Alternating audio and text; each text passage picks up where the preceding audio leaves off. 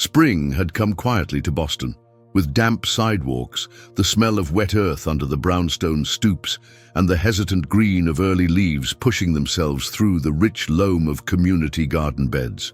The year was 1992, a time when hope still pulsed in the streets, the Cold War over, possibility in the air, and yet many hearts still carried unspoken losses. Among them was Eleanor Harper, a retired librarian of 63 years, living alone in a modest row house in Cambridge, surrounded by tall bookshelves, potted ferns, and long shadows of afternoons she spent remembering.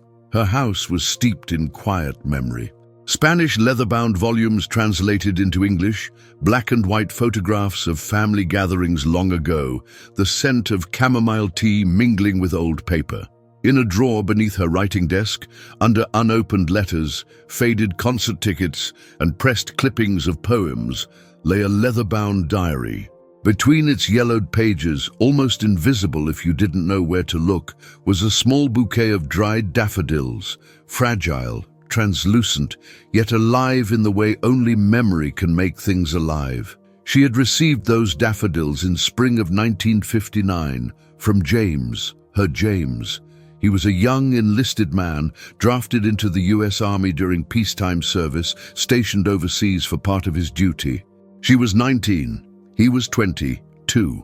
They met one afternoon by the Charles River, each with a book in hand, the water shimmering in sunlight, the idea of life stretched before them like an open road. On their last day together, he gave her a small bouquet of daffodils, bright, hopeful, trembling with spring, and said, "If I don't return, keep these. Remember that what we had was real." He promised to come back, but he never did. Decades passed. Eleanor wrote letters, held her breath, listening for rumors. Maybe he died overseas, maybe he moved and never told anyone. Every lead dissolved into silence. She never stopped believing, or perhaps she never stopped hoping. The daffodils she kept in her diary always. That spring morning, Eleanor walked to the community garden west of Harvard Square, a ritual she observed since retiring, tending a patch of soil, watering early blooms, speaking quietly to seedlings. As she filled her watering can, she noticed a man standing at the garden gate, grey in the temples, posture careful, holding in his hands a fresh bouquet of daffodils. Her heart pounded, not in surprise, but in recognition. She approached him as though through water. When she stood before him, he looked up. Eyes she remembered immediately. He said softly, "It took me a long time, but I came back." In that moment, under the soft sky and among the green shoots of promise, Eleanor felt the years fold in on themselves. The waiting, the absence, the unspoken grief, all of it seemed to open a door. If this story touches you as deeply as it moved me, please leave a like and subscribe to the channel. Your support helps us share stories that resonate, heal, and inspire. And now, brace yourself for what follows will change everything. In the spring of 1959, Boston was caught between grey skies and sudden bursts of sunlight, the kind of days when you wore both a wool coat and hope. The Charles River, still chilled from winter, flowed with a quiet that matched the rhythm of young lives not yet shaped by consequence. Eleanor Harper, just 19, wandered the city with a second-hand book always tucked under her arm and a heart full of something she couldn't yet name. She had grown up in Dorchester, the daughter of a schoolteacher and a quiet mother who believed in pressed linens and handwritten thank-you notes. But Eleanor, though raised on routine, carried a softness for stories, especially the ones that hadn't yet found an ending. She met James at the riverside, under a tree that no longer exists, a sugar maple that used to lean just slightly over the bank near Harvard Square. She had been sitting on a bench, reading Keats aloud to herself, a habit she'd developed more for the rhythm of the words than for understanding. James heard her as he passed, paused, and with a kind of careful boldness asked, "Is that La Belle Dame or Ode to a Nightingale?" She looked up half startled and saw a young man in uniform trousers and a white t-shirt with a leather-bound notebook in one hand and a hopeful kind of awkwardness in his voice. That was how it began, not with lightning or declarations, but with a question about poetry. Over the next few weeks, they met often by the river. He worked part-time at an auto shop on Beacon Street, waiting for his papers from the US Army, while she took classes and pretended not to count the hours until she might see him again. They spoke about everything: books, jazz, what scared them, what they secretly wanted. James had a way of listening that made Eleanor feel like every word she said had weight, like even her silence was something he respected. He told her that he didn't know what kind of man he'd become, only that he didn't want to lose himself in the process. She told him that she was tired of waiting for life to begin. Then one day, it was mid-April, the daffodils blooming in wild patches along the river, he brought her a small bouquet. They weren't bought from a florist, but gathered, imperfect, wrapped in twine and newspaper. He handed them to her with a quiet kind of urgency, like they were more than flowers. And then he said it, not dramatically, not tragically, but as though it were a line from the poem they'd both been living inside. "If I don't come back, keep these. Remember that this, whatever this is, was real." She didn't cry. Not then. She smiled, touched the petals, kissed him, once, lightly, with the kind of promise that's made more in silence than in words. The next morning, he shipped out to Fort Benning. 2 weeks later, she received a letter postmarked from Georgia. Inside, a short note about training, a small sketch of her reading under the tree, and the words, "Still with you." More letters came, from Kansas, then Alaska, then Okinawa. Some were long, filled with descriptions of places and people. Others were just postcards with a single line. "Saw this and thought of you." But then, slowly, they stopped. First weeks passed, then months. Eleanor continued writing, but her envelopes came back unopened or never came back at all. She went to the post office. She called the number on his last envelope. Disconnected. She tried the Red Cross, Veterans Services, even the university chaplain. No one could tell her anything. Some said he had gone AWOL. Others whispered about an accident, a dishonorable discharge, maybe even defection. But nothing was ever confirmed. There was no obituary, no final message, just absence. And in the face of that void, Eleanor did the only thing she could. She kept the flowers. She pressed them between wax paper, then carefully sealed them inside her diary, the same one she had written in since she was 14. On the page, beneath the fragile yellow blooms, she wrote, "April 17th, 1959, last day, last flowers." And then she closed the book. The years unfolded in quiet ways. Eleanor finished college, got her master's degree in library sciences, and moved from Boston to Philadelphia, then to New Haven, before returning to Cambridge in her 50s. She never married. People asked why, and she always gave polite, vague answers about independence, about career, about being fulfilled. But the truth was simpler. She never wanted to build a life on top of something unfinished. Her heart had become a room with one closed door, and over time, she simply stopped trying to open it. Still, she was not bitter. She laughed easily. She loved deeply. Her books, her students, her garden. But in quiet moments, when the kettle hissed or the wind rattled old windows, she would sometimes take out the diary and touch the page where the daffodils lay, their edges now like lace. She never searched his name online. She never reached out to his family. Part of her had come to believe that if he were alive, he would come, or he wouldn't. Either way, her waiting had become not just about him, but about who she was when she loved him. Then, that morning in April 1992, as she stepped into the sunlight of the community garden, the soil still cool underfoot, and saw him standing at the gate, grey, older, quieter, but holding the same flowers, she didn't scream, she didn't weep. She just walked toward him slowly, her eyes already full, and when he said, "It took me a long time, but I came back," she nodded once, gently, and whispered, "I know." James stood in Eleanor's kitchen like a man returning to the scene of something he'd only dreamt was still real. The kettle hissed softly in the background, and on the counter sat two mismatched mugs, one blue and cracked at the handle, the other with faded lettering that read, Boston Public Library, 1974. He hadn't sat down yet.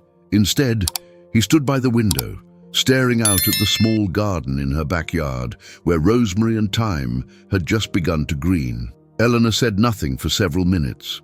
She moved around him slowly, as if any sudden movement might undo the moment, collapse the fragile reality they now inhabited together. She poured the tea, chamomile for her, plain black for him, and set the cups on the table. Then finally she sat, folding her hands in front of her like someone bracing for impact. James turned and faced her. His eyes were darker than she remembered, not in color but in weight. "I don't know where to begin," he said. His voice was rougher now, slightly lower, but still carried the same rhythm, the kind of voice that once quoted Walt Whitman under trees by the Charles. "Then start anywhere," Eleanor said quietly. He sat. His movements were slow, deliberate. The silence between them felt full, not awkward, but sacred. Then he spoke. "I didn't leave because I wanted to," he said. "I didn't vanish because I stopped caring." She didn't look away. She simply waited. "There was a moment during my second tour overseas," he continued. "We were in Okinawa, then briefly in South Korea. Nothing officially dangerous. I wasn't in combat. But then an order came down, a classified assignment. No details, no questions. We were told it involved intelligence work, just observation. But something was off from the beginning." He paused. His hands trembled slightly as they wrapped around the warm mug. "The assignment turned out to be a cover. We were being used as leverage, Americans embedded as unacknowledged assets. When things went sideways, the government needed plausible deniability, so they buried the operation, and with it, they buried us." Eleanor blinked, slowly, processing. "I was detained," he said, "not by enemies, by our own. My team was deemed compromised. For over a year, we were moved from one military facility to another. No official records, no contact with families, no mail, no outside communication." She swallowed hard. "I escaped eventually. Technically, I wasn't a prisoner, but I was told to disappear, to stay out of the way. I wasn't given clearance to return, and I was warned that if I tried to go public, there would be consequences. They said I had violated protocol, even though I never knew what the protocol was." He paused, then added, "I spent years drifting. Changed names, took odd jobs, small towns, warehouses, a motel in Ohio, a fruit farm in Oregon. There was a time I lived in a fishing cabin in Maine with nothing but a dog and 3 paperbacks." Eleanor whispered, "Why didn't you find me?" His eyes welled. "I was ashamed. Not because of what happened, but because I couldn't protect the one thing that mattered to me. You," he went on. "Every year I told myself I'd write, or call, or come back. But time became this thing that kept folding in on itself. First it was months, then years, then decades, and I didn't know if you were still here, if you hated me, if you'd forgotten." "I didn't forget," she said. "I hoped you didn't." She stood, left the room and returned with the leather diary. She laid it gently in front of him and opened it to the page she hadn't touched in 33 years. There they were, the daffodils, pale and fragile, pressed flat like ghosts. Beneath them, still legible in her careful script, April 17th, 1959, last day, last flowers. James reached out, touched the petals with the back of his knuckle, and said nothing for a long time. "I don't deserve this," he finally whispered. "Not the diary, not you." Eleanor replied simply, "You don't have to deserve it. You just have to be here." And that was the beginning of something else, not a return to what was, but a reckoning with all that remained. The next morning, long before the sun had fully shaken the cold from the sidewalks, James stood once again at Eleanor's front door, not with hesitation this time, nor with the weight of confession pressing against his chest, but with something quieter and perhaps more dangerous: hope. In his hands, he held a fresh bouquet of daffodils, not store-bought, but picked with the same care he'd once shown when he first gave them to her under the branches by the Charles River all those years ago. Their stems were still damp with morning dew, the petals open, vulnerable, impossibly yellow, the same soft yellow that memory paints over sorrow when it's finally ready to forgive. Eleanor opened the door before he knocked, as if she had sensed the moment he turned onto her street, or perhaps because some part of her had never really stopped listening for the echo of his presence. She looked at the flowers, then at him, then stepped aside wordlessly, allowing him in as if he had never left, not as a guest, not as a stranger, but as someone whose absence had always taken up space. He followed her into the kitchen, where sunlight spilled across the tiles like something deliberate, and without speaking, she took the bouquet and placed it in the same vase that had once held nothing but water and her memory of him. When she turned back, he was still standing there, hands in his coat pockets, eyes scanning the room, like someone walking back into a dream they had told themselves to forget. "Come," she said gently, not as a command, but as an invitation to something older than either of them. And without waiting, she stepped outside, through the back door, down the familiar steps of her garden path, and into a day that felt borrowed from the past. They walked slowly through the streets of Cambridge, where new shops had replaced old ones, where the cafes they used to pass were now filled with strangers whose laughter carried no memory of the world they had once belonged to. And yet, among all that change, there were still pockets of sameness. The slight tilt of a lamppost near the old record store, the way the wind curled along the alleys between buildings, and the faint smell of books from the second-hand shop that somehow still stood, proud and dusty on the corner.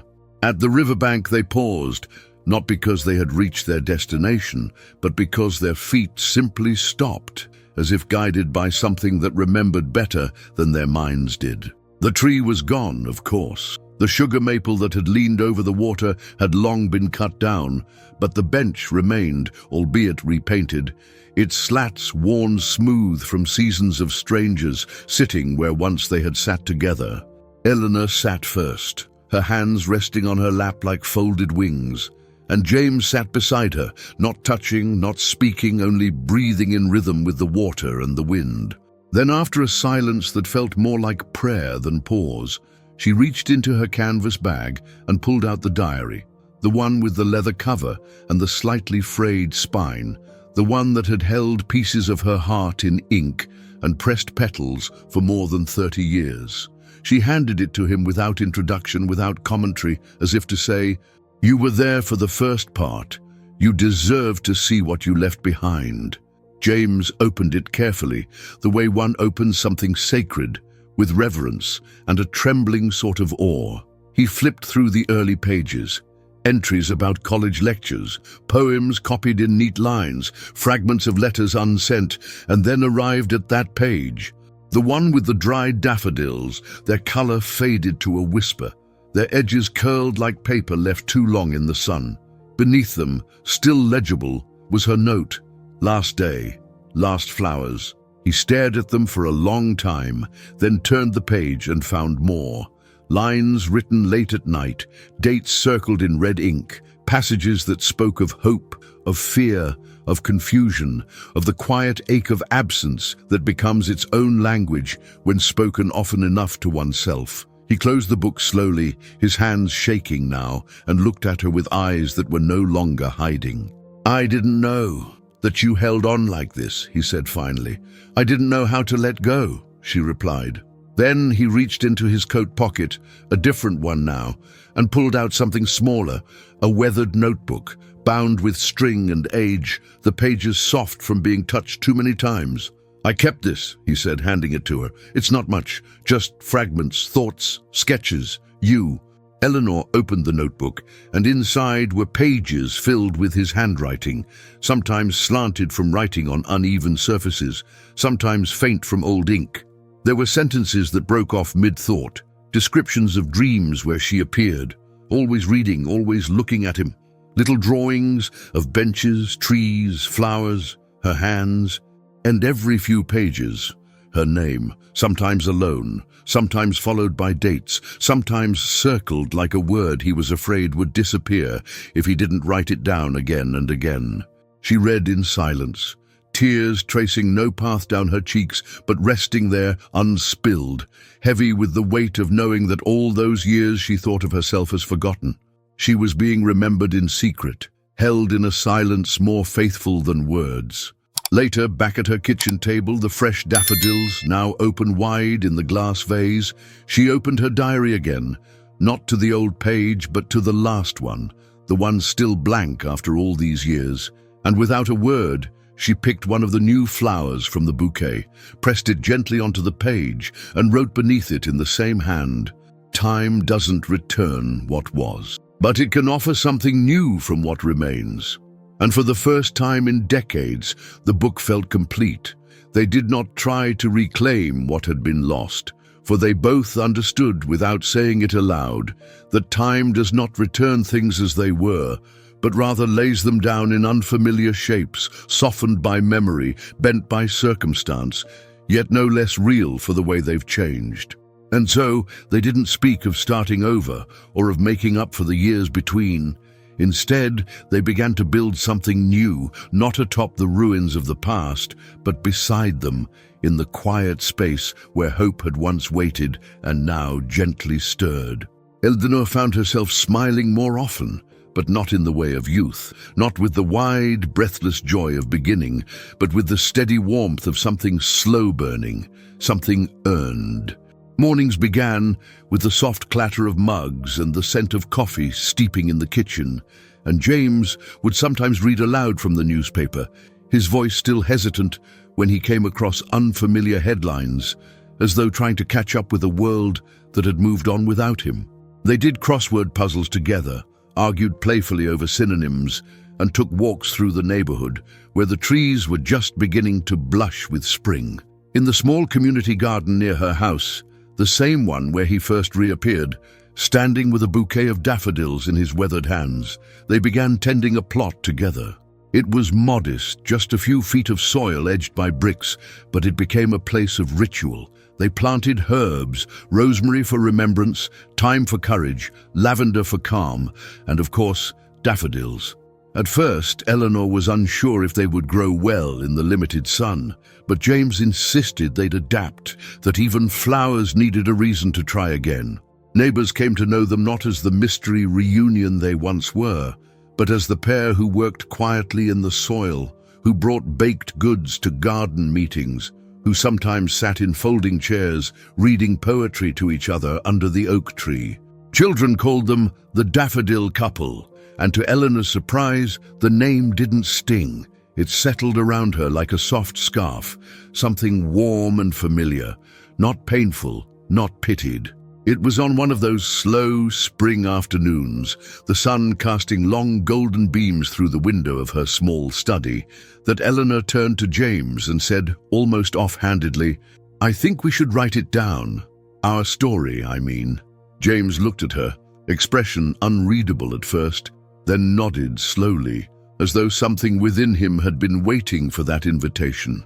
"I don't want to rewrite the past," she added. "I just want to understand it. I want to put the pieces side by side, yours and mine, and see what survived." And so they began. It started with scattered notes, hers written on old library receipts and index cards, his in that same small notebook he'd carried for years. They sat across from each other at the kitchen table, piecing together what had once been separate timelines, the days she spent rereading his last letter, the nights he spent wondering if he still had a home to return to. She wrote of silence and longing. He wrote of fear and isolation. They argued sometimes, not out of anger, but because memory is never a mirror, and each of them had carried their own version of the same wound.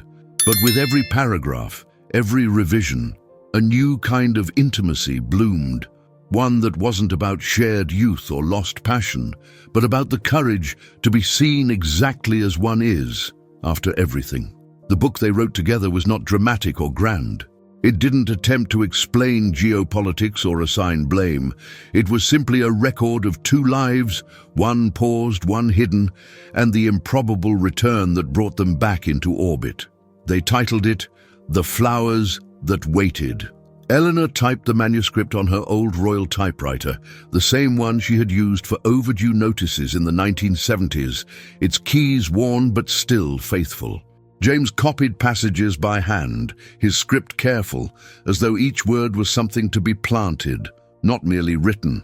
They shared the chapters with a small circle, a former colleague of hers from the library, a neighbor who taught English at a local high school, the woman who managed the community garden and had once cried quietly when Eleanor told her that James had returned. One afternoon, as they reached the final pages, Eleanor pulled out her diary again, not the published version they now worked on, but the old one, the one where it all began. She turned to the final blank page and, without saying a word, placed a single fresh daffodil between the sheets, then closed the book slowly, deliberately, with a kind of reverence that comes only when the soul knows something is finally whole. James watched her, then said, "It doesn't fix what we lost, but maybe it helps it mean something." She nodded. "It does. Because even after winter, even after everything, something still bloomed."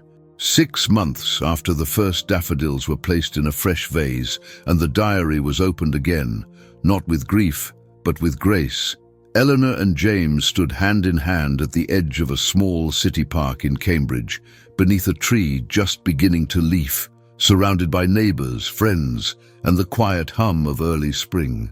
In front of them, in the garden bed they had tended together, now bloomed over 100 daffodils, their yellow and white faces turned upward as if listening to something deeper than wind.